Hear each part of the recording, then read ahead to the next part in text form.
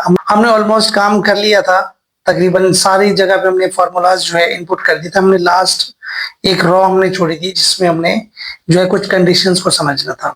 बड़ा बेहतरीन लॉजिक है ये।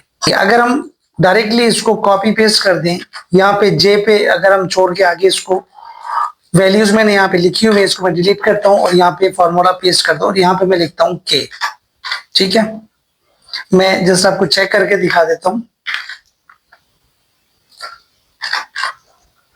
हमारे पास जो है वैल्यू तो आ जाएगी, लेकिन आगे हमारे लिए क्या प्रॉब्लम होगी ये भी मैं आपको बता देता हूँ।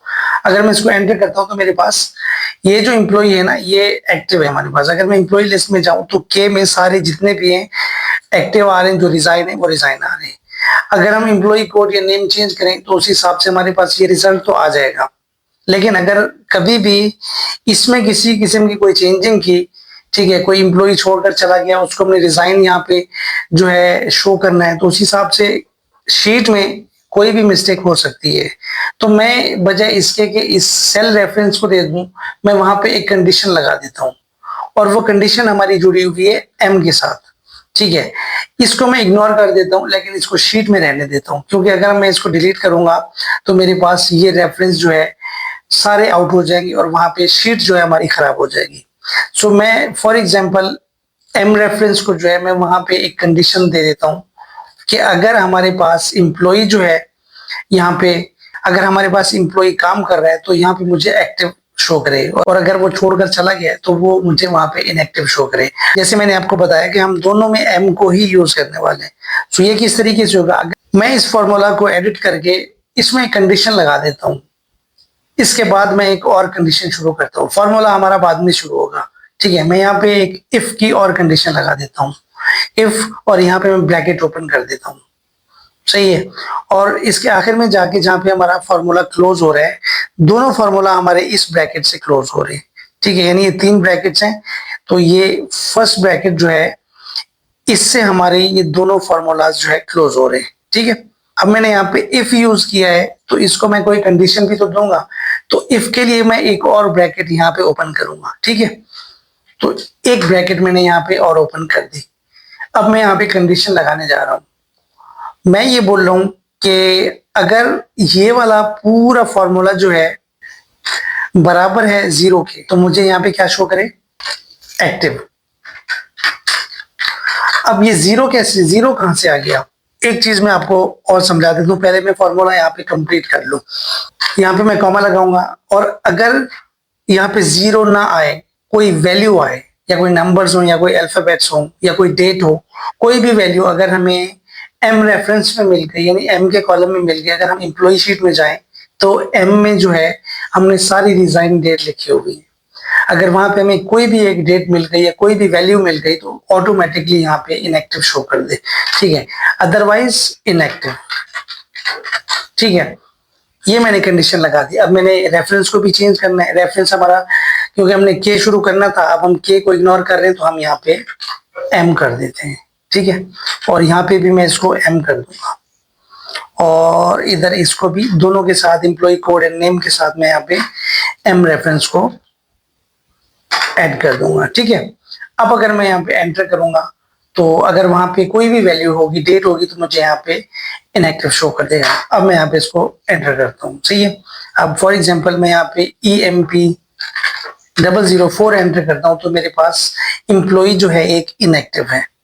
सही है, और इसी के साथ साथ मैं क्या करूंगा, यहाँ पे आगे इसकी डेट ऑफ ज्वाइनिंग और डेट ऑफ रिजाइनिंग ऑटोमेटिकली हमें जो है वो ये फैच कर देगा। इसको मैं फिल कर देता हूं इसके अपने रेफरेंस से।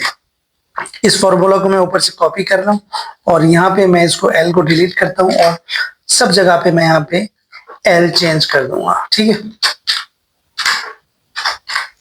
ये एल हो गया, और इसके अलावा यहाँ पे भी मेरे पास ये मैंने चेंज कर दिया। एंटर करूंगा तो मेरे पास डेट ऑफ ज्वाइनिंग आ जाएगी। अब डेट का मैंने यहाँ पे फॉर्मेट देना है, Ctrl+1 प्रेस करना है, डेट पे चले जाना है, मेरे पास डेट आ जाएगी। सो ये मेरे पास जो है ज्वाइनिंग डेट भी आ गई। सो अब हम करते हैं इसके ऊपर काम। ये बड़ा इंपॉर्टेंट लॉजिक है। ठीक है, इससे पहले मैं आपको ना एक चीज समझा देता हूँ। इससे पहले मैं आपको एक लॉजिक थोड़ा सा मैं क्लियर कर देता हूँ आपका। मैं यहाँ पे इसको जूम आउट करता हूँ और बल्कि मैं एक और शीट पे आपको समझा देता हूँ ताकि क्लियरली आपको चीजें समझ में आ सकें। यहाँ पे मैं लिखता हूँ लेट, और उसके बाद अब मैं यहाँ पे एक वैल्यू देता हूँ, फॉर एग्जाम्पल ए दूं या बी दूं या सी दूं, यहाँ पे कोई भी मैं एक अल्फाबेट दे दूं या कोई फॉर्मूला दे दूं या कोई नंबर दे दूं और मैं उसको एक वैल्यू भी दे दूं। ठीक है, मैं मिसाल के तौर पे अगर यहाँ पे डी है वो 10 के बराबर है, सही है। तो अब अगर मैं इसकी कैलकुलेशन पास करूंगा तो कैसे करूंगा, मैं बोलूंगा डी प्लस 5। अब समझिएगा यहाँ पे डी किसके बराबर है, 10 के बराबर है। अब मैं आगे फॉर्मूला यूज कर रहा हूँ डी प्लस 5, तो यानी डी जो है वो 10 हो गया, तो प्लस 5 ये 15 हो जाएगा, सही है। इसी तरीके से मेरे पास ये लेट का फॉर्मूला एक वेरिएबल फॉर्मूला है, जिससे हम जो है बहुत बड़ा फॉर्मूला हो जहाँ पे हम उसको एक नाम दे के उसको एक लूप में ले लेते हैं, सर्कल में ले लेते हैं।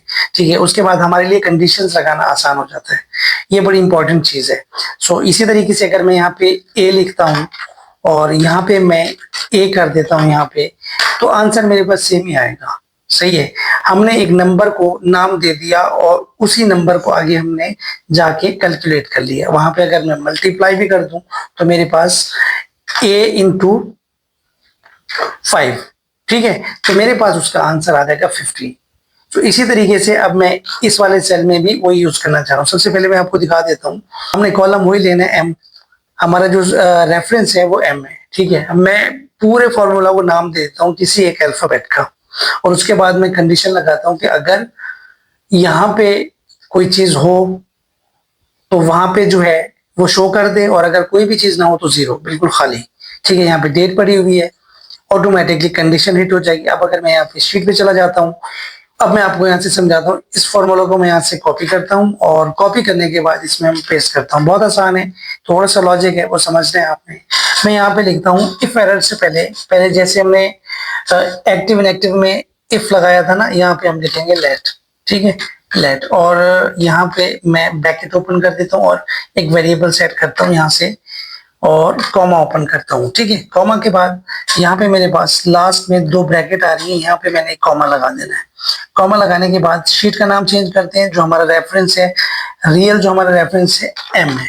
अगर आप एम्प्लॉय शीट में चले जाएं इस जगह पे, तो वहां पे जो हमने कॉलम सेलेक्ट किया है वो एम है। ठीक है, दोनों जगह पे मैं यहाँ पे एम कर दूंगा, और यहाँ पे एम करने के बाद हमारे पास इस पूरे फॉर्मूला को जो है हमने यहां से लेके इफ एरर से लेके एम तक, ठीक है, जेड का नाम दे दिया है। और अब जेड को मैं आगे कंडीशन दे दूंगा इस कॉमा के बाद, if z equals to 0 then मुझे क्या मिले, ब्लैंक। ठीक है, कॉमा लगा के अदरवाइज जेड। ठीक है, एक और ब्रैकेट क्लोज कर देता हूँ, फॉर्मूला हमारा क्लोज हो गया। एक और भी ब्रैकेट यहाँ पे क्लोज कर देता हूँ। फॉर्मूला ऑलमोस्ट हमने एंड कर दिया, थोड़ा सा हमने लॉजिक समझना है। इफ एरर से लेके यहां तक हमने इस पूरे फॉर्मूला को नाम दे दिया जेड का, और जेड को हमने कंडीशन दे दी इफ के साथ कि अगर जेड 0 है तो मुझे कुछ भी ना मिले, ब्लैंक मिले, और अगर जेड में कुछ पड़ा हुआ है तो वो मेरे पास सेम जेड ही शो हो जाए। यानी जेड को हमने एम का नाम दिया है तो एम ही मेरे पास वहां पे शो हो जाए। ठीक है, मेरे पास उसके अंदर कोई भी वैल्यू पड़ी हुई, डेट है, कुछ भी है, तो वो मेरे पास जो है शो हो जाए।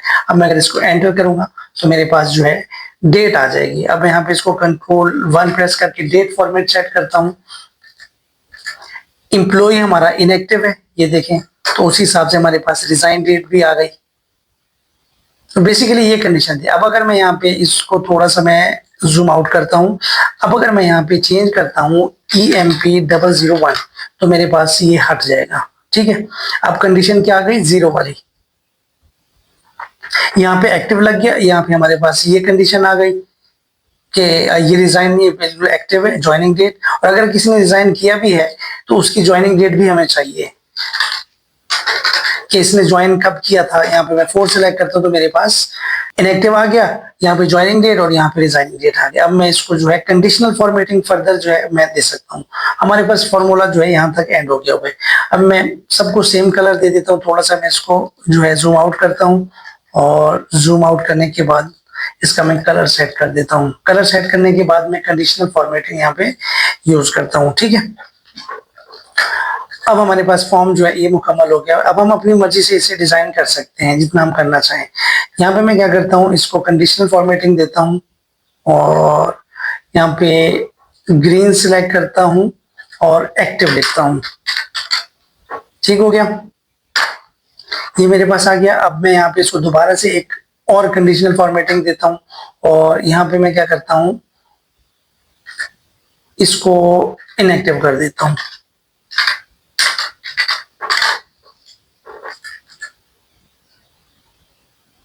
सही हो गया, इनएक्टिव के ऊपर ये रेड आ गया और जब एक्टिव होगा 001 तो मेरे पास ग्रीन आ जाएगा। ये ठीक हो गया। सो ये हमारे पास जो है फॉर्मूला बिल्कुल लग गया हुआ है। अब हमारा नेक्स्ट काम जो है वो अगली वीडियो में होगा जिसमें हमने पिक्चर लगानी है। याद रखिएगा पिछले एम्प्लॉय कार्ड में हमने जस्ट एम्प्लॉय कार्ड के ऊपर पिक्चर हमने अप्लाई की थी। जिन्होंने नहीं देखा वो इसी सीरीज में ऊपर ही है वीडियो, वो आप जाके देख सकते हैं कि पिक्चर ऑटोमेटिकली एम्प्लॉय कोड के साथ कैसे चेंज होती है। सही है, लेकिन यहाँ पे कंडीशन दो है हमारे पास, एम्प्लॉय कोड है या नाम है। तो पिक्चर हमारे पास एम्प्लॉय कोड या नाम दोनों में सेम रहनी चाहिए।